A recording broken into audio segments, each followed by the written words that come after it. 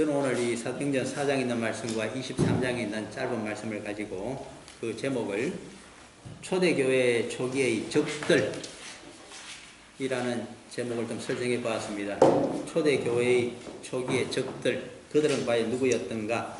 그래서 말씀의 요지를, 이거는 이슈가 되겠습니다. 유대인 제사장들과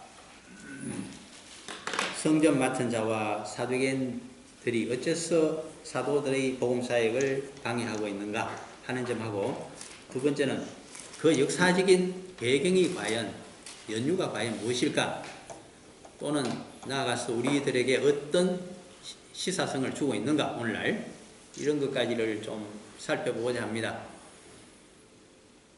누가복음에 따르게 되면, 버사 누가의 기록입니다. 그의 복음서에 따르게 되면 지금 4장에 나타나고 있는 사도들의 이 복음 사역은 주후 32년 6월절 지나 오순절도 지나서 그때부터 성령 강림을 받고 시작이 된 예루살렘 복음 사역으로 보입니다. 주후 32년경이라고 하면 오늘이 주후 2019년 6월 16일입니까? 그러니까 아직 2000년이 되지를 않았습니다. 그래서 2000년 세월이라고 하는 것이 긴 것 같아도 100년씩 사는 인간이 줄을 쭉 세어보면 한 200명 정도가, 아니죠, 한 20명 정도가 살아가면 그것이 2000년 세월입니다. 물론 세대라고 하는 것이 오버래핑 돼서 겹치기 때문에 뭐 한 더블 이상으로 봐줘야 되니까 한 4, 50명 세대가 흘러가게 되면 이 정도 세월이 되는 것에 불과합니다. 그러므로 그렇게 먼 옛날이 아닌데 그때 발생했던 일을 왜 사도행전에서 이렇게 적어서 오늘날 우리들에게 읽도록 성령께서, 주님께서, 또 하나님께서 안배하고 만들어 주시고 있는가 하면, 오늘날 이 세상을 볼 수 있는 영적인 다툼과 갈등의 주요 요인이 어디서부터 비롯되고 있다고 하는 사실을 우리 보고 좀 해석하고 기억하고 또 분류하고 하는데 도움을 주기 위해서 이 영적인 책이 쓰여져 있다고 생각합니다. 성경은 영적인 책입니다. 영적인 글들입니다. 그러므로 영이기 때문에 시간과 공간을 초월해서 우리들에게 오늘날 또 이야기를 해주고 우리들의 현실을 보고 미래를 진단할 수 있는 가장 좋은 가이드가 된다는 사실을 우리가 인정을 할 때에 우리는 성도라고 할 수 있습니다. 그러나 그러한 입장에서 초대교회 초기의 에너미, 적들이 오늘날 우리 성도들의, 진정한 성도들의 삶에 있어서도 에너미, 적들이 되고 있다는 사실을 우리가 인정을 하면서 그들의 정체성이, 정체가 어떻게 되는가를 오늘 본문 중에서 좀 강의 설교 가운데 찾아보고자 하는 것입니다. 4장 1절 이렇게 되어 있습니다. 사도들 전부 숫자가 12명입니다. 12사도들. 이들이 백성들에게 말할 때 어디서 말했을까요? 주로 예루살렘에서 말하고 예수 그리스도의 십자가 대속의 삶과 죽으심과 그리고 3일 후 부활 사건, 그리고 감람산에서 성천하신 사건, 그분의 교훈, 그분의 일생, 그분의 가르치신 모든 것들을 전파하기 시작했습니다. 그럴 때에 첫째, 제사장들, 복수입니다. 두 번째, 성전 맡은 자, 세 번째 부류가 사두개인, 이 세 부류가 찾아와서 2절에서 11을 겁니다. 예수 안에 죽은 자의 부활이 있다고 백성을 가르치고 전함을 싫어합니다. 왜 싫어하는지를 이제 알아봐야 됩니다. 그래서 3절에 액션으로 나옵니다. 그들을 잡았습니다. 사도들. 그리고 날이 이미 저물었기 때문에 다음 날까지 가두어 두었다. 여기까지가 핍박에 대한 내용입니다. 왜 이렇게 성경은, 특히 여사 누가는 초대교회 역사를 적으면서 이 세 부류를 가장 먼저 초대교회 초기의 적들이라고 언급을 하고 있을까? 도대체 이 세 부류가 성경적으로 어떤 의미를 지니고 있는 부류이며 오늘날 어디에 해당되는 사람들인가 하는 것을 우리에게 일러주고자 하는 것입니다. 그러므로 제사장들이 누군가를 우리가 좀 생각을 해봐야 되겠습니다. 특별히 이 제사장들과 관련해서 본문 가운데 좀 더 상세하게 6절에 부가적인 추가 설명을 하고 있습니다. 그래서 6절을 보시면서 여기서 제사장들이라고 하는 것은 누구를 주로 이야기하고 있다 하는 것을 눈치를 좀 채셔야 됩니다. 6절 아까 읽었지만은 같이 한번 읽어볼까요? 대제사장 안나스와 가야바와 요한과 알렉산더와 및 대제사장의 군중이 다 참여하여 신약 성경의 기록 가운데 제사장들의 대표자들의 이름을 이렇게 적나라하게 구체적으로 적시하고 있는 글귀는 여기가 제가 본 데는 거의 비교할 수 없을 정도로 사상유례가 없이 여기 적혀져 있다고 봅니다. 그러므로 제사장들 대신에 6절 말씀을 한번 가지고 설명을 하고 이해를 좀 해볼 필요가 있습니다. 첫째, 제사장들이라고 했지만 특별히 주목해야 될 대상이 복음사에게 가장 큰 적이 대제사장들이었다 하는 것을 이야기합니다. 유대교의 최고 권력을 행사하고 있는 자들이다. 한마디로 유대교의 권력자들이 기독교 복음이 전파되는 것을 아주 싫어한다. 그 이야기를 지금 해주고 있습니다. 그러면서 거명을 하고 있습니다. 누구냐? 대표적으로 안나스, 두 번째 가야바, 세 번째 요한, 네 번째 알렉산더, 그리고 다섯 번째가 대제사장의 문중, 가문들입니다. 이렇게 5가지를 꼽고 있습니다.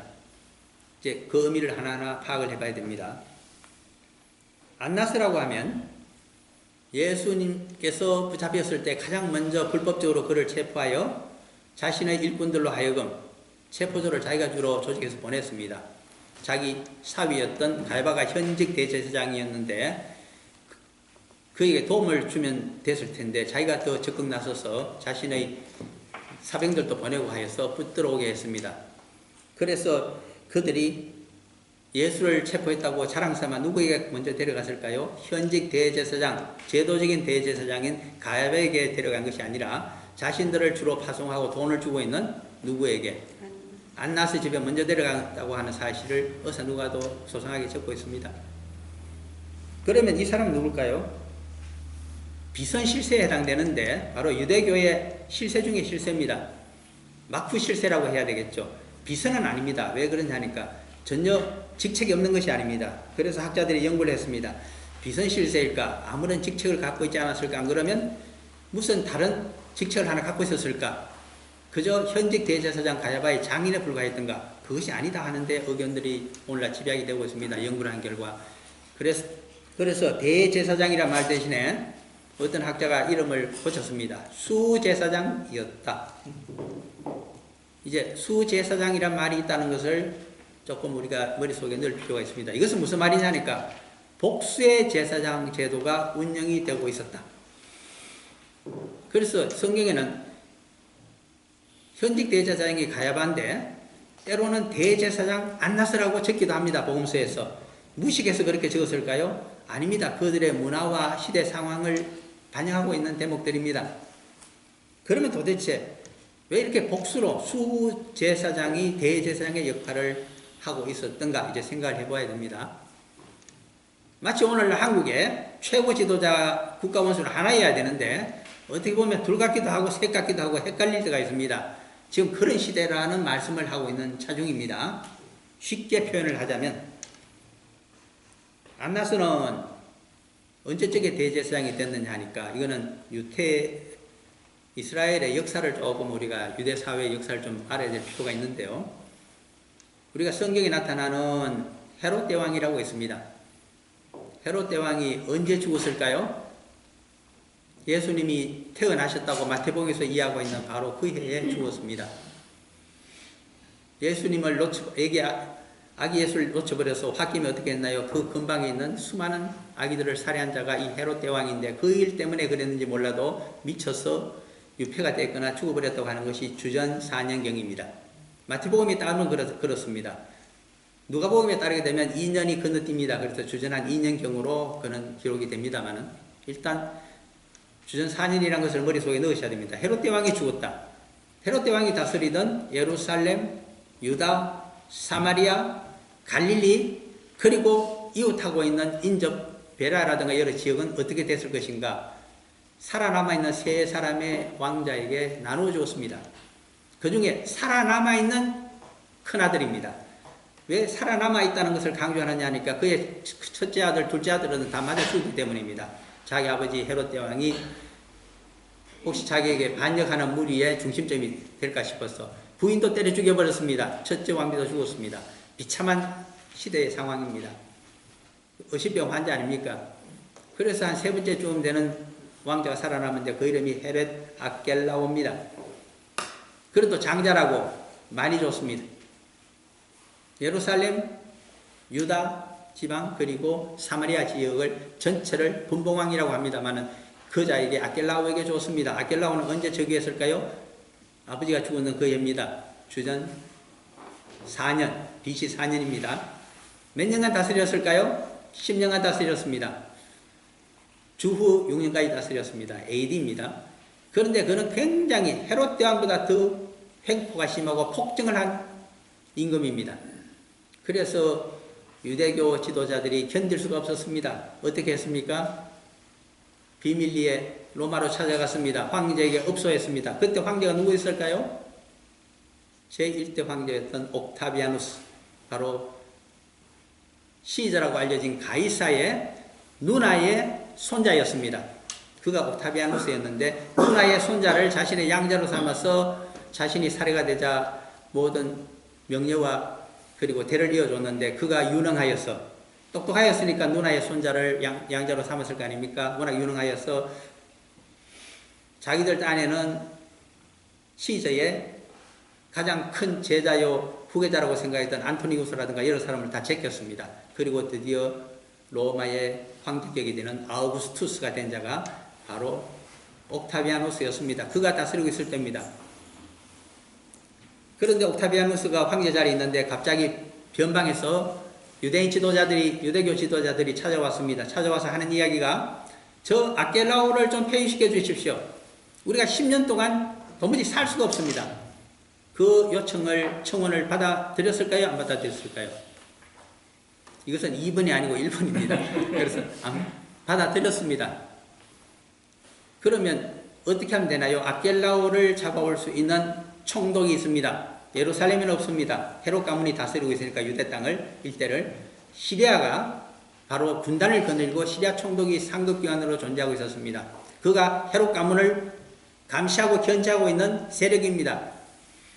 그래서 시리아 총독을 시켜서 잡아오게 했습니다. 그때 시리아 총독이 누구였을까요? 주후 6년경의 일입니다. 성경에 그 이름이 나와 있습니다. 어디 있을까요? 누가복음 2장 첫머리에 들어있습니다. 이 장 보시기를 바랍니다. 제가 헛소리를 하는지 진짜 이야기를 하는지를 항상 여러분들은 체크하셔야 됩니다. 저도 요새 기억력이 왔다 갔다 하기 때문에 특별히 잘 보셔야 됩니다. 누가복음 2장 1절에 아니고 2절에 보시면 이렇게 되어 있죠. 2장 1절에 있는 가이사 아구스투는 옥타비아누스를 이야기합니다. 초대 황제. 그때의 2절입니다. 같이 읽어볼까요? 이 호적은 구레뇨가 수리아 총독이 되었을 때 처음 한 것이라. 구레뇨라고 하는 퀴리오스라고 하는 사람의 유대식 발음을 적어놨습니다. 구레뇨, 퀴리오스를 이야기합니다. 이 사람이 시리아 총독입니다. 그런데 이 시기는 누가의 기록에 따르면 주전 2년경입니다. 그런데 주후 6년에 또 그가 총독으로 나타납니다. 어떻게 된 것일까요? 그래서 학자들이 연구합니다. 이것이 도대체 어느 것이 맞느냐? 같은 사람일까 다른 사람일까? 결론은 이렇습니다. 같은 사람입니다. 그런데 두 번 총독을 하게 됩니다. 두 번째 총독으로 그가 시리아의 총독이 되었을 때는 굉장히 위기 관리를 해야 될 때입니다. 예루살렘과 유대 땅과 사마리아를 다스리고 있는 헤롯 아켈라오라고 하는 아주 폭군이 지금 지멋대로 하다가 로마 황제의 명령을 받아서 그를 붙들어서 폐위시켜야 됩니다. 그 막중한 일을 할 수 있는 시리아 총독이 필요합니다. 그러므로 유경험자가 필요하기 때문에 1차 총독을 지내고 물러나 있던 퀴리오스에게 명령이 하달됩니다. 황제의 명령이 떨어집니다. 너를 재차 시리아 총독으로 임명할 것이니 빨리 가서 저 아켈라오를 잡아오라. 그래서 군단을 이끌고 가서 잡아온 겁니다. 그것이 AD 6년의 일이었습니다. 제가 왜 긴 말씀을 지금까지 드렸느냐 하니까 딱 하나 안나서 대제사장 이야기를 해주기 위한 것입니다. 구레뇨는 시리아 총독을 옛날에 지냈고 또 지내기 때문에 유대 예루살렘 상황을 잘 알고 있는 사람입니다. 전문가입니다. 그는 한때 예루살렘에서도 근무를 했기 때문입니다. 그래서 어떻게 했을까요? 빨리 유대 지역의 정세를 안정시켜야 된다. 누구를 통해서 시키는 것이 가장 좋을까? 그래서 찾았습니다. 그가 누구였을까요? 바로 안나스 집안입니다. 이제 조금 정치적인 분석까지, 사회적인 분석까지 해서 이 성경을 들여다볼 필요가 있습니다. 당시의 유대 사회는 나라가 없던 시대입니다. 예수님 당시 나라가 있었습니까? 유대 왕이 없었습니다. 헤롯 왕가가 있다고는 하지만 그것은 저기 옛날 에돔 출신들이 유대교로 개종하여 일부 하스모니아 왕조 때 남쪽 변방에 살아남아 있었습니다. 그것이 이두메라고 하는 지역입니다. 거기서 튀어나온 로마에 충성해서 왕가를 이루었던 것이 헤롯 왕가입니다. 그러므로 헤롯 왕가는 유대교인이라고는 하지만 그것은 이방인입니다. 사실은 에돔 족속의 후예자들입니다. 그러므로 유대인들의 관심을 사기 위해서 그들이 여러 가지 일을 한 것이 성경에는 적나라하게 적혀져 있습니다. 그런데 이러한 시대에 예루살렘에는 로마 황제가 하나 인정을 해줬습니다. 세계에서 가장 골치 아픈 민족이, 예를 들면 이렇습니다. 그 중동과 서양에서 가장 머리 좋은 민족을 하나 딱 뽑으라고 하면 유대인들을 빼놓고는 이야기할 수 없을 정도로 머리가 아주 명석하고 끌려갑니다. 동양에서는 어느 민족을 뽑느냐 하니까 뭐 자화자찬이라고 말해서도 어쩔 수 없습니다만 IQ 테스트하면 그렇습니다. 한국 사람이 넘버원입니다. 남한 사람이 넘버원이면 북한 사람이 넘버2가 돼야 되지 않을까요? 헤어진 지 한 70년 됩니까? 그런데 불행하게도 그쪽에서 교육을 어떻게 받았는지 중국이 지금 넘버2라고 합니다. 넘버3가 노스코리아입니다. 넘버4가 될까요? 저는 뭐 옛날에 좀 관심있게 그 조사해 놓은 걸 좀 봤는데 넘버4가 저편입니다. 그러니까 자부심을 가져도 됩니다, 사실은. 그런데 유대민족하고 또 이거 한국 백성들하고 좀 조선 사람들하고 좀 차이를 또 봐야 됩니다. 머리가 좋은 건 하나는 동양에서 제일 좋고 하나는 서양에서 제일 좋습니다만은 큰 차이가 하나 있습니다. 하나는 힘을 발휘하고 하나는 힘을 발휘 못하고 있습니다. 왜 그럴까? 하나는 사자고 하나는 호랑이기 때문입니다. 누가 사자일까요? 이스라엘 사람들은 흔히 우리가 학자들이 사자라고 표현합니다. 한국 사람은 백두산 호랑이, 만주 호랑이 드시는 호랑이에 표현합니다. 호랑이와 사자는 엄청 차이가 있습니다. 독불 장군이 누구냐? 호랑이입니다. 산중의 왕입니다. 두 마리도 한 산에 같이 있을 수가 없는 것이 호랑이입니다. 사자는 아닙니다. 무리를 지어서 다닙니다. 무리를 떠나게 되면 호랑이에게 잡아먹히지만은 싸움에서 집니다만은 무리를 이루기 때문에 호랑이가 도망을 쳐야 됩니다. 이 차이가 엄청난 차이입니다. 유대인들은 세계를 막후에서 지배하고 있는데 한국 백성들은 지리멸렬합니다. 왜 그럴까? 그 특징의 차이 때문입니다. 한쪽은 무리를 이루어서 단합된 힘으로 미국의 한복판에 행정적인 정치의 중심지인 워싱턴 DC에서 경제의 중심지인 뉴욕에서 막후에서 권력과 부를 움직이면서 자기 조국인 이스라엘을 600만을 그렇게 돕고 있는데 한국은 해외 나가 있는 뭐 그 정도 세력이 된지 몰라도 한인들이 뿔뿔이 흩어져서 모이면 싸우고 상점 하나 열면 그 옆에 열어서 지지고 뽑고 하는 것이 우리입니다. 왜 그럴까? 호랑이 좋긴 합니다만은 자기들끼리 싸우는 게 호랑이입니다. 이거 도대체 어떻게 되는 겁니까? 그러므로 저는 근본적으로 조선민족, 조선 백성들 심보를 떠고쳐야 된다고 저는 성경 가운데서 항상 이야기하는 사람입니다. 고쳐야 됩니다. 한인어도 잘 돼야 되고 한국 소사이어티가, 한인 소사이어티가 바로 한국의 민주화를 그리고 민족 정신을 일으키고 그 앞에 기독교인들이 이 공동체의 정신으로 리드해 나가야 되는 사회가 곧 와야 됩니다. 그렇지 않고는 촛불 아무리 켠들 소용이 없습니다. 태극기 바람에 휘날리면 다 꺼져버리고 맙니다. 왜 이런 시대를 우리가 고치지 않고 살아가게 됩니까? 성경 무엇하는 책일까요? 인간의 심성을 죄인인 줄 알고 복음으로 회개하고 값에 나와서 남을 나보다 낮게 여기며 가장 낮은 자를 보듬어주고 돌봐주며 인재를 키워서 함께 새로운 시대를 창조해 가라고 이 성경이 우리들에게 복음으로 주어져 있습니다. 그런데 기본 정신을 우리가 다 잊어버리고 사니까 저거는 도대체 목사인지 정치꾼인지 민족을 이롭게 하자는 자인지 안 그러면 어디 가다 팔아먹자고 하는 자인지 구별되지 못하는 시대에 살고 있습니다. 그러한 자들이 바로 예루살렘에 뿌리를 받고 있었는데 그들이 바로 여기 나타나는 대제사장의 가문 문중이라는 말입니다. 몇 개의 패밀리가 그리 많지도 않습니다. 많아야 더전이고 적다고 하면 반 탔습니다. 6개, 5개 정도 되는 집안이 온 유대교를 로마 황제가 그래서 인정해준 유대교의 자립 성전도 맡겼고 그들에게 사내들인 대공의도 맡겼고 종교적인 심판도 하고 그러나 재판도 하는 권한을 그리고 유권 해석권까지 다 주었습니다. 로마의 황제는 하도 골치가 아프니까 그 대신에 정치적인 처형권을 갖지 못하게 했습니다. 그런 것들을 우리가 보게 됩니다. 그럼 로마 황제가 왜 이렇게 했을까요? 예루살렘에 있는 제사장 가문 적게 보면 한 5개, 많이 보면 한 10몇 개 되는데 그들에게 모든 유대인들을 통솔하고 영적으로 종교적으로 어떤 필요한 경우는 정치적으로 리드할 수 있는 권한을 부여했을 때 가장 효율적으로 간접 지배가 가능했기 때문입니다. 우리는 그 점을 아셔야 됩니다. 왜 제가 이 점을 소상하게 말씀드리냐 하니까 오늘날 대영 제국의 시대가 끝나고 팍스 아메리카 시대가 되어 있습니다. 어떤 식으로 세계를 좌지우지하며 지배하고 있을까요? 그들의 정보력과 그들의 여러 가지 공작이 있습니다만 가장 중요한 패턴은 이 패밀리들을 통해서 간접적으로 지배하고 있다고 보는 것이 가장 정확한 설명 중에 하나가 됩니다. 그 좋은 예가 필리핀입니다. 필리핀은 한 10개 정도의 패밀리밖에 없는 것 같습니다. 상층부로 가게 되면 그들을 전부 줄로 당기면서 견제와 균형을 취하고 있습니다. 한 번은 아키노가, 한 번은 또 다른 집안이 번갈아 가면서 지배할 수 있도록 해주고 있습니다. 그러므로 서로가 경쟁적으로 미국에 충성하고 있습니다. 그것이 패권이 가장 로마 시대나 지금이나 가장 패권을 유지할 수 있는 좋은 방법입니다. 그런 것이 잘 통하지 않는 나라가 있기는 있죠. 노스콜이 안 통합니다. 무슨 패밀리가 있습니까? 원 패밀리밖에 없기 때문입니다. 이해를 하셔야 됩니다. 그래서 가장 어렵습니다. 한국 해방되고 한국 동란이 있고 1960년 70년대를 지나면서 패밀리가 없었습니다. 어디 있었습니까?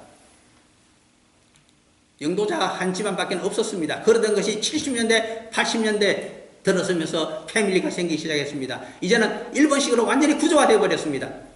옛날에 개천에서 용이 나자면 이제 용이 날 수가 없습니다. 다 이무기로 그칩니다. 왜 그럴까요? 하이소사이트와 인연이 닿지 않으면 이 패밀리 구조에 들어갈 수가 없기 때문입니다. 대통령이 지배한다고야 천만의 말씀입니다. 5년이면 임기제입니다. 재벌에 임기가 있습니까? 없습니다. 2세, 3세, 4세로 계속 내려갑니다. 그러므로 그것주의자, 그러므로 재벌 중심으로 해서 10몇 개의 패밀리가 한국을 움직이고 있는 실질적인 힘이라고 하는 것을 머릿속에 이 문중이란 말과 더불어 집어넣으셔야 됩니다. 그래야 세상을 보는 눈이 열리게 됩니다. 미국이 누구를 가지고 줄을 당기면서 이 나라를 앞으로 어느 방향이든 자기들 국가 이익을 위해서 끌어가고자 하는 것이 눈에 보이기 시작할 것입니다. 성경 가운데 그런 것이 다 있습니까? 있습니다. 우리가 보는 눈이 없어서 모르고 있을 따름입니다. 그러므로 개혁을 하자고 하면 평등을 이야기할 수밖에 없습니다. 6.25때로 다시 돌아가자. 다시 시작하자. 스타트 라인에서 똑같이 한번 다시 뛰어보자. 그러나 그것이 가능한 이야기입니까? 이상적으로는 맞는지 몰라도 그것은 좌클릭이 되어 있다고 이야기할 것입니다. 그렇다면 우클릭은 무엇일까요? 현재의 패밀리가 좋다. 3대가 왔지만 4대, 5대, 6대 계속되고 모든 것은 우리 집안을 통해서 우리 몇 개의 집안을 통해서 이 대한민국을 계속 이끌어갔으면 좋겠다. 그것이 또 하나의 사상입니다. 패권을 의지하고 있는 사상이죠. 더 심한 말이 나올까 싶어서 여기서 멈추겠습니다. 지금 성경 공부해야 되잖아요. 그 중에 가장 먼저가 안나세였습니다. 그래서 피리오스는 안나세에게 대제사장 자리를 주면서 좀 정치적으로 사회적으로 안정을 시켜달라고 했습니다. 그는 유능해서 잘 이끌었습니다. 그런데 그를 지지해주던 로마 황제가 죽어버렸습니다. 언제입니까? 아우구스투스 옥타비아누스가 주후 14년에 사망하게 됩니다. 그러므로 2대 황제가 티베리우스가 되는데 티베리우스는 그의 본래 자식이 아닙니다. 역시 양자격입니다. 티베리우스가 되자 선대 황제에 의해서 이덕을 본 사람들을 하나하나 제거하기 시작했습니다. 거기에 끼어든 사람이 안나스입니다. 그래서 그 다음에 AD 15년에 그는 대제사장 자리에서 물러나게 됩니다. 그때는 로마 총독이 지배하고 있습니다. 로마 총독이 언제부터 예루살렘과 유다와 사마리아 지역을 헤롯 아겔라오 대신 통치했을까요? AD 6년부터입니다. 계속 총독부가 군정을 실시하고 있던 시대입니다. 그 시대에 안나스를 대제사장 자리에서 내쫓고 났더니 빨리 안정을 시켜야 됩니다. 유대인 사회를. 그래서 어떻게 했을까요? 수제사장 제도를 실시하게 됩니다. 복수의 대제사장을 둔 것입니다. 그때 나타났던 사람들의 이름이 나타납니다. 가야바, 요한, 알렉산더입니다. 그 중에 안나스의 아들도 들어가 있는 것으로 학자들이 현재 이야기하고 있습니다. 한 3사람 정도 되죠. 그랬는데 이 중에 가장 유능한 사람이 사위였던, 안나스의 사위였던 두 번째의 문중을 이루고 있었던, 큰 패밀리를 이루고 있었던 가야바 집안입니다. 첫 번째 집안과 두 번째 집안이 결탁하여서 모든 유대 사회를 이렇게 말아먹고 있는 바로 그런 시대입니다. 그런데 가야바가 더 유능했습니다. 어떻게 했을까요? 로마 총독을 통해서 로마 황제에게 또 간접적으로 자기 사람들을 보내서 로마의 여론을 환기시켰습니다. 무엇이라고 했을까요? 두세 사람이 같이 수제사장으로 하니까 이거 한 사람은 산으로 가자고 한 사람은 바다로 가자고 하니까 국론이 통일되지 않아서 우리가 로마 황제를 제대로 매실 수가 없습니다. 그러므로 단일 대제사장 제도로 다시 환원시켜 주십시오. 그 작전이 성공했습니다. 그래서 언제 그가 단일 대제사장이 됩니까? 가야바가. 주후 18년입니다. 몇 년간 그는 대제사장 자리에 있었을까요? 예수님이 돌아가시고 난 다음에도 한 4년간 더 있었습니다. 그래서 주후 36년에 그 자리에서 쫓겨나게 되는 자가 이 가야바입니다. 18년간 했습니다. 그 사이에 주 26년부터 36년 10년 동안에는 총독이 누구였느냐 하니까 바로 그 유명한 빌라도였습니다. 그와 짝짝꿍이 되어서 10년 동안을 잘 하다가 같이 쫓겨난 사람이 이 가야바라고 하는 사실을 머릿속에 넣으셔야 됩니다. 소상히 말씀드렸습니다. 이들의 가장 공통부모적인 특징이 뭘까요? 정치적으로 야합을 할 줄 아는 사람입니다. 외세를 의지할 줄 아는 사람입니다. 자신들에게 종교적인 권한과 사내들인 대공기의 지배권과 성전을 관리할 수 있는 능력만, 권한만 준다면 어떤 외세와도 타협하는 자들이 바로 대제사장 문중들이라는 사실을 머릿속에 깊이 인식하셔야 됩니다. 오늘날 한국에 대제사장 문중과 같은 패밀리들이 있다고 하면 비극입니다. 그들은 초대 교회의 초기의 적들과에 해당되는 사람들입니다. 성경이 무엇을 우리들에게 시사해 주는지를 머릿속에 넣으시기를 바랍니다. 그리고 세상을 바라보시기 바랍니다. 그때 2000년이 지났지만은 여기에 모든 것들이 들어있었구나. 성경에서 파생되지 아니한 사상과 사상적인 조류와 그리고 세상을 보는 눈은 있을 수가 없습니다. 하나님이 다 필요하기 때문에 군데군데 보석을 주었고 그 밭에서 보화를 캐내도록 해주었는데 우리는 캐내지를 않습니다. 이것이 더 미개한 시대 2000년 전의 책인 줄을 알고 있습니다. 영적인 책인 것을 인정하지 않습니다. 자신이 영적인 안테나를 통해서 하나님의 말씀을 받는 존재라는 사실을 인정하지 않고 그 육체적으로 살고 물질적으로 살고 그냥 현실만 즐기며 내 기득권대로만 살다가 나는 가면 된다고 편하게 생각합니다. 석자 땅길에 들어가서 그렇게 하면 썩어 보십시오. 무엇이 남게 되나? 성경은 이야기합니다. 요한복음 5장에서 너를 부활시켜서 심판대 앞에 세우리라. 고난의 삶을 통해서 예수 그리스도의 제자로 이 말씀의 뜻을 깨닫고서 가장 작은 자를 너희 형제처럼 같은 하나님의 피조물로 너 자신처럼 아끼고 사랑하며 돌보아주며 인간대접 해주고 살아간 자에게는 천국의 문이 열릴 것이요 그러지 못한 자는 지옥의 문이 열릴 것이다. 요한복음 5장에 있는 최후 판결에 대한 말씀입니다. 그 앞에 모두가 서야 되는 때가 있다는 것을 꼭 기억하시기를 바랍니다. 이러한 대제사장의 모습은 역사적으로 어디에부터 나타날까요? 다윗 대왕과 솔몬 왕의 대왕의 자리를 인수인계할 때에 나타납니다. 다윗 대왕 때에는 열왕기 상에 있습니다. 앞부분에 복수 대제사장 때였습니다. 아비아달과 사독이었습니다. 그 중에 아도니아 왕자가 자기가 왕이 되겠다고 거사를 하면서 자신의 그 신복들을 모았을 때에 손을 들고 그를 지지해 준 자가 아비아달 대제사장이었습니다. 그 소리를 듣고서 깜짝 놀랐습니다. 병상에 있던 다윗이. 그래서 급히 불렀습니다. 누구를 불렀을까요? 또 한 사람의 대제사장 사독을 불렀습니다. 자네는 아비아달처럼 아도니아를 돕지 말고 내가 말하고 있는 유언으로 말하고자 하는 나의 후계자 솔로몬 편에 서 주십시오. 그것을 수락한 자가 사독이었습니다. 솔로몬이 이겼습니다. 아도니아 왕자가 왕이 되지를 못했습니다. 어떻게 했을까요?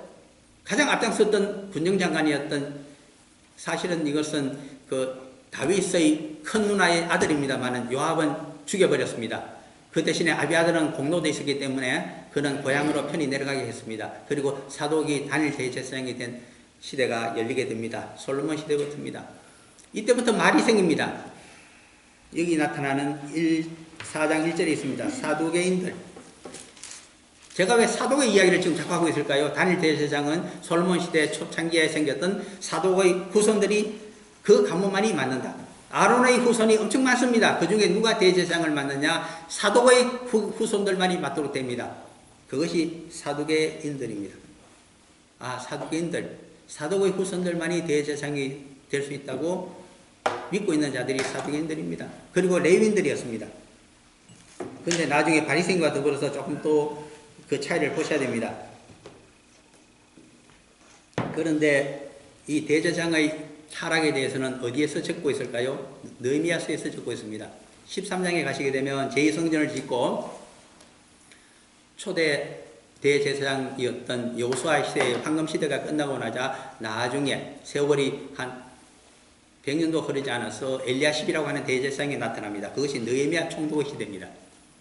느헤미야 총독은 종교개혁을 하려고 하는데 엘리야십은 반대합니다. 자신의 문중과 기득권이 깨지기 때문에.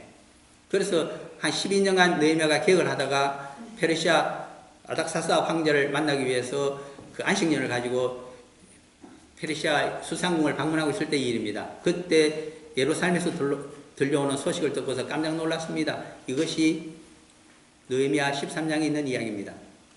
어떤 이야기가 있었나요? 대제사장 엘리야십이 암몬의 실력자인 도비아의 방을 성전에 꾸몄다. 자신의 모든 종교개혁을 수포로 만들고 있는 자가 대제사장 엘리야십이었습니다. 그래서 급히 귀국을 했습니다. 대제사장 엘리야십을 살려 죽이는 하지만은 이 사실을 역사책에 적게 했습니다. 그래서 느헤미야서에 기록이 되어 있습니다.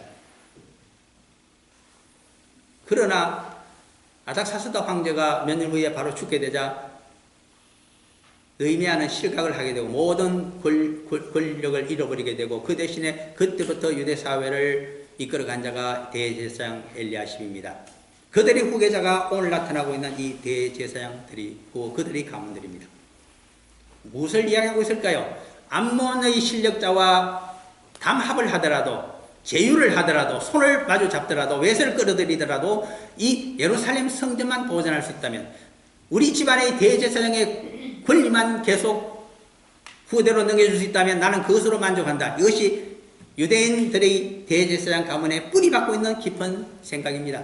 대한민국이야 어떻게 되든 말든 민족 통일이야 어떻게 되든 말든 우리의 가문만을 3세, 4세, 5세가 되도록 상속세는 정려세는 조금 내고 영원한 가문으로 만들어줄 수만 있다면 나는 모든 충성을 다 바치겠다. 오늘날 만약 그러한 시대가 도래했다고 한다면 이 성경 말씀으로 비춰보면 교회의 적들입니다. 그것을 지금 말씀드리고자 하는 것입니다. 그 시대나 지금이나 변한 것이 없습니다. 무엇이 변했다고 말씀하시겠습니까? 그 다음에 성전 맡은 자가 나타납니다. 성전 맡은 자는 누굴까요? 어떤 역사학자들은 이것은 경비대장을 이야기한다고 이야기합니다. 그럴 수도 있습니다. 그러나 느헤미야서가 아니라 예레미야 대선지서를 들이대게 되면 20장에서 그 정체가 드러납니다.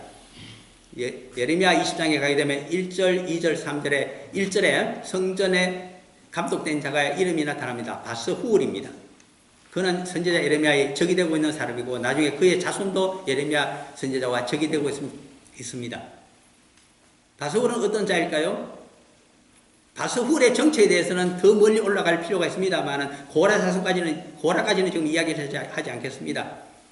처음에는 바스훌은 성전의 제2인자입니다. 제사장 중에 하나입니다만 대제사장이 있고 그 밑에서 그를 적극 보좌하는 행정 책임자이면서 관리 책임자입니다. 그가 바스훌이었습니다. 여기 나타나는 성전 맡은 자들입니다.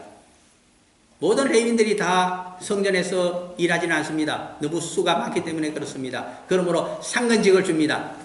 특별히 봉급을 받으면서 예루살렘에서 일할 수 있는 자들이 있습니다.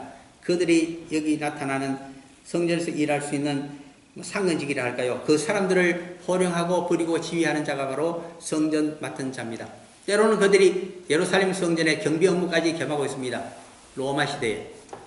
로마 군대가 그리 총독이 많은 군대를 가지고 있지 않습니다. 그러므로 자체적으로 예루살렘 성전의 질서를 유지하시오 했을 때 그 일을 맡아서 레위인들이, 일꾼들이 경비 업무까지 하면서 그 총대장이 바로 성전 맡은 자가 되니까 경비대장으로 볼 수도 있다는 의미가 되겠습니다. 그들은 성전에서 월급만 받고 상근직으로 일하면 그만입니다. 자기들에게 누가 페이를 주느냐에 따라서 충성을 하는 자들입니다. 사상적인 논쟁 아무 소용이 없습니다. 돈만 따라갑니다. 오늘날 담임 목사들이 타락하기 쉬운 가장 큰 이유가 무엇일까요? 부목사, 부교육자들 많습니다. 자기를 큰 종으로 받들고 있고 자기들은 스스로 작은 종이라고 이야기합니다. 다 같은 종들인데 예수 그리스도의 종이 되지 못하고 누구의 종이 되어 있습니까? 그런 사조가 어디서 나오는가? 성전 맡은 자, 상근직, 레위인들에서부터 나타나고 그렇게 지휘체계를 분명히 하고 있는 자가 바로 바스훌과 같은 자입니다.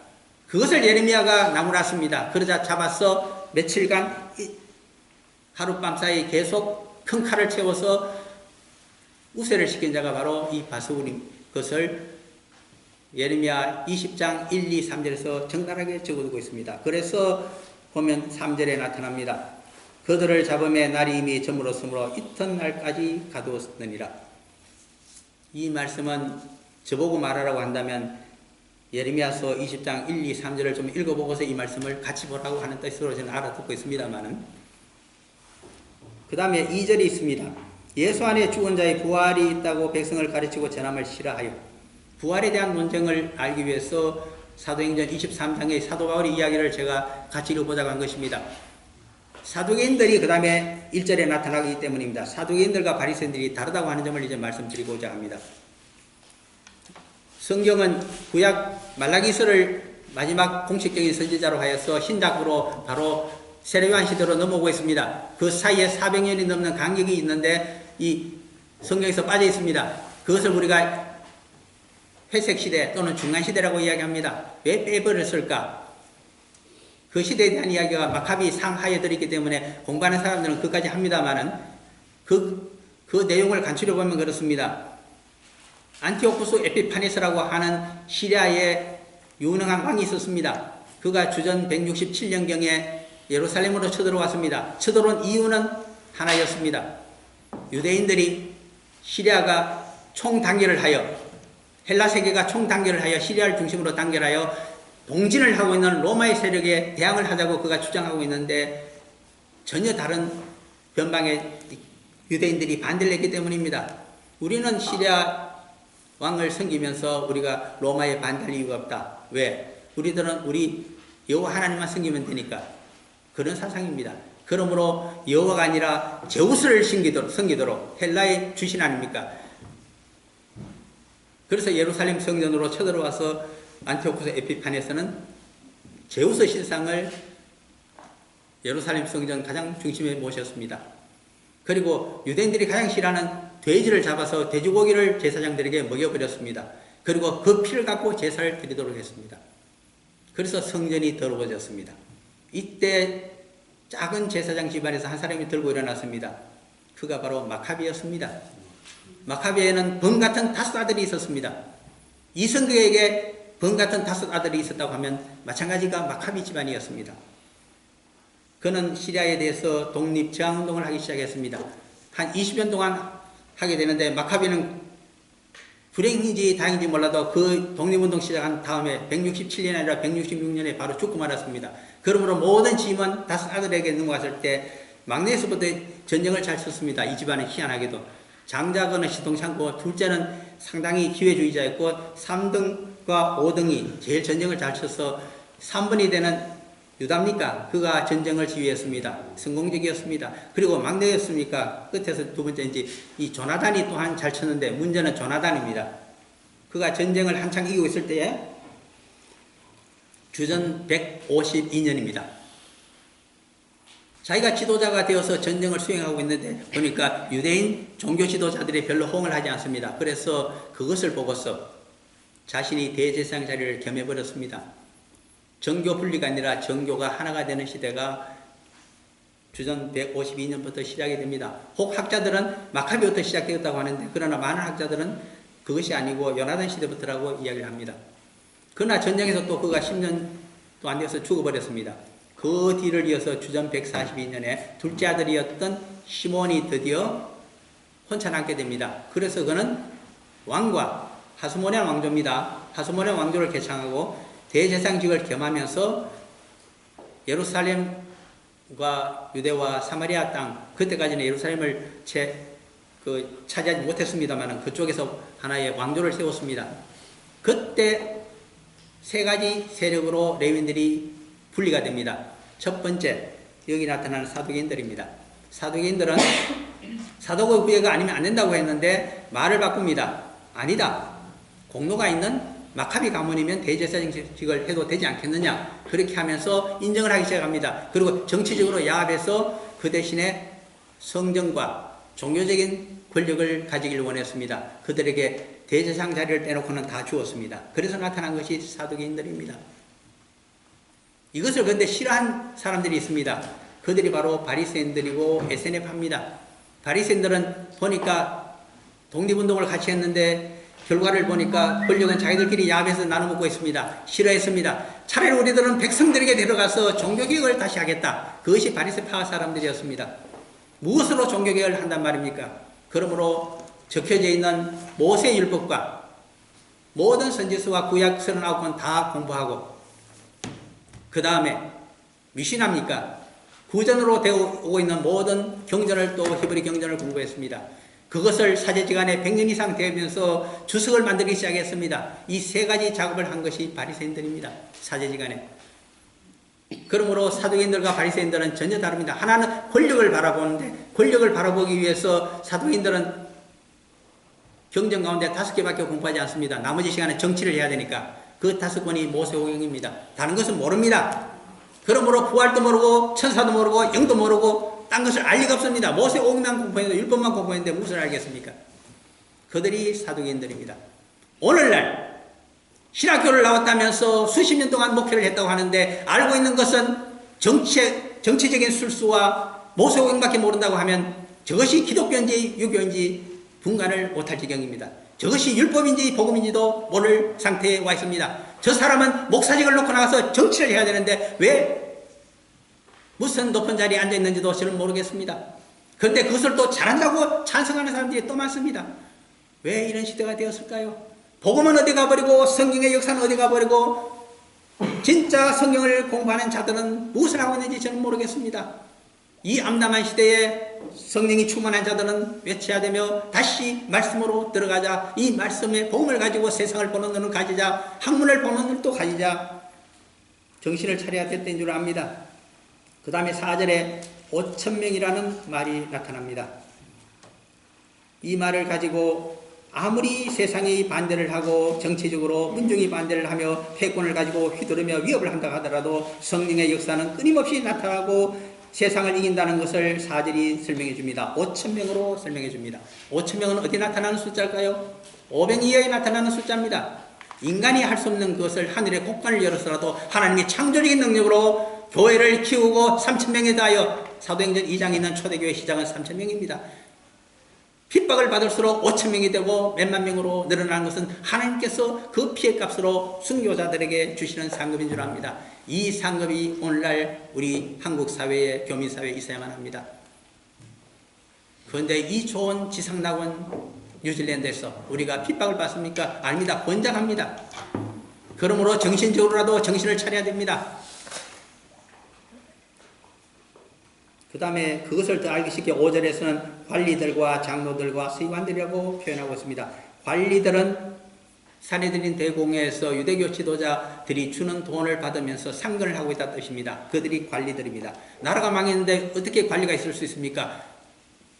행정적인 관리는 없습니다. 나라가 없으니까. 그 대신에 사내들인 대공회와 유대교 성전이 남아있고 거기에 근무하는 상근직이 있기 때문에 관리라는 말을 쓰고 있습니다. 유대교 내에서의 관리임을 기억하셔야 됩니다. 장로들은 무엇일까요? 사도인들 가운데 대표자들이 권력을 차지하게 됩니다. 그들이 사내들인 대공회의 다수파인 바로 이 장로들입니다. 옛날에 백성의 지도자였던 장로들이 지금은 유대교의 지도자들이 되어서 사내들인 대공회에 와서 표결권을 행사하고 있습니다. 그들이 장로들입니다. 서기관들은 누굴까요? 바리새인 중에는 세 부류가 있습니다. 수만 명의 생도들이 있습니다. 그 중에서 10분의 1의 경쟁을 통과하여 30세가 되어서 시험에 통과하게 되면 랍비가 있는데 몇백 명이 지나지 않습니다. 랍비 가운데서도 뛰어난 율법학자로 칭송이 자자하게 되면 그들을 사내들인 대공회에 받아들입니다. 그들이 율법에 대한 해석권을 가지고 유권 해석을 하는 자들입니다. 그들이 바로 여기에 나타난 옛날의 관직을 갖고 옵니다. 서기관입니다. 그들이 기록하고 그들이 유권 해석을 하며 선언문을, 논고문을, 종교적인 판결에 대한 판결문을 쓰기 때문입니다. 그래서 세크레터리 여기서 서기관으로 나타나고 있는 말들입니다. 그러므로 용어 사용을 주의해서 성경을 보셔야 됩니다. 그렇게 다시 분류를 해드렸습니다. 6절에 대해서는 이미 말씀드렸습니다. 그리고 7절에서는 사도들을 가운데 두고서 누구에게 무슨 권세로 사내들인 대공의 대제장들이 인정해 주지 않았는데 무슨 권리로 이 복음을 전파하느냐고 물었습니다. 그랬더니 8절에 성령이 충만하여 베드로가 외치고 있습니다. 그것은 사람에게서 받은 것이 아니라 성령을 통해서 받았고 성령님께서 십자가 대속의 제물이 되신 예수 그리스도께서 가장 어려우셨고 하나님의 뜻을 이루셨기에 3일 만에 부활하셨다는 사건을 우리에게 알려주었기에 우리는 이것이 하나님의 뜻인 줄 알고 복음으로 선포하고 있다고 그들은 당당하게 외쳤습니다. 이것이 진리입니다. 그래서 12절에 가게 되면 11절에 이런 말을 합니다. 이것은 시편 118편 22절에 있는 이야기입니까? 이 11절입니다. 이 예수는 너희 건축자들이 버린 돌로서 진모퉁이의 머리들이 되었느니라. 건축자들은 본래 유대인들입니다. 하나님의 말씀을 맡은 백성들입니다. 그러나 그들이 예수 그리스도는 자신들의 유대교와 다르다고 하여 이단으로 정죄하고 로마 총독의 처형권을 빌려서 죽여버리고 말았습니다. 그래서 이방으로 그 복음이 넘어가게 됩니다. 새로운 교회는 유대교 회당이 아니라 새로운 교회로 서게 되고 그리고 예루살렘 성전은 곧 무너집니다마는 새로운 성전이 우리들의 마음속에 성령의 전에서부터 세워지고 교회로 세워지고 있다는 사실을 기억하는 시대입니다. 그러므로 12절이 대결론입니다. 오늘 결론이 그렇습니다. 12절 같이 읽어봄으로써 결론 대신합니다. 다른 이로서는 구원을 받을 수 없나니 천하 사람 중에 구원을 받을 만한 다른 이름을 우리에게 주실 일이 없음이라 하였더라. 오늘날 다원주의적인 구원론이 그것이 마저 가장 합리적이고 지식인들이 외칠 말이라고 우리들에게 들려오고 있습니다. 그러나 한 번도 이 성경은 예수 그리스도를 통하지 아니하고는 구원을 받을 방법이 없다는 것을 처음부터 끝까지 외치고 있는 것이 이 성경 말씀의 성령님의 진리의 말씀인 줄 압니다. 모든 것은 타협하더라도 그거 하나만은 놓칠 수 없는 진리고 우리의 목숨을 걸어놓고 지켜야 될 진리입니다. 만약에 불교나 유교나 도교적인 또 철학적인 방법으로 우리는 인도의 어떤 사상에 의해서 구원을 받을 수 있다고 하면 무엇 때문에 이 11조를 내라 인생을 바쳐라 순교를 당하라고 하는 이 기독교에 와서 이 많은 핍박 가운데 믿음 생활을 할 것입니까? 그럴 필요가 없을 것입니다. 그러나 이 오늘 본문 가운데 있는 4장 12절 사도행전 말씀 때문에 예수 그리스도의 생애와 교훈과 그 십자가 죽으심과 부활의 영생의 몸으로 부활하시고 승천하신 이 사건이 없다고 하면 우리는 구원을 얻을 다른 이름이 없기 때문에 우리가 유일하게 붙들고 있습니다. 그 말씀은 빌립보서 3장 9절에서 13절 사이에 있는 사도 바울이 절규와 같습니다. 나는 그 표대를 향하여 달려간다. 예수 그리스도의 죽으심과 그 죽으심의 대소의 삶의 결과로 얻게 되는 영생의 몸의 부활 그리고 성천 그리고 천국 그 상급을 바라보면서 나는 나머지 인생을 이방인 사도로 달려간다. 여러분들도 어느 곳에 있든지 나와 같은 삶을 살며 그 천국을 향하여 영생의 몸을 얻기 위하여 달려가자. 그것이 사도 바울이 주고 있는 말씀이며 그가 바로 이 사도행전을 적고 있는 오사누가의 순생이라고 하겠습니다. 잠깐 기도하고 마칩니다. 사랑하는 아버지 하나님, 초대교회의 초기의 적들이 오늘날 저희들의 삶에 있어서도 영적인 삶과 구원에 있어서도 적이 되고 있는 줄 압니다. 한국 백성들이 구원받을 수 있는 복음 안에서의 삶이 그들로 말미암아 방해를 받고 있다고 한다면 5,000명을 다해 주듯이 더 많은 세력을 일으키셔서 영적 전쟁에서 승리할 수 있는 은혜가 저희 백성들에게 있게 하여 주옵소서. 우리 공동체가 작은 규모이지만은 그를 위하여 쓰임 받을 수 있는 은혜도 있게 하여 주옵소서. 병든 자 온전히 고치고 장애자 고쳐서 보험사역의 일꾼으로 키워내어 주시고 그리스도의 제자로 끝까지 달려갈 수 있게 하여 주옵소서. 은혜 주실 줄 믿사오며 우리 주 예수 그리스도 이름으로 간절히 기도합니다. 아멘. 고맙습니다.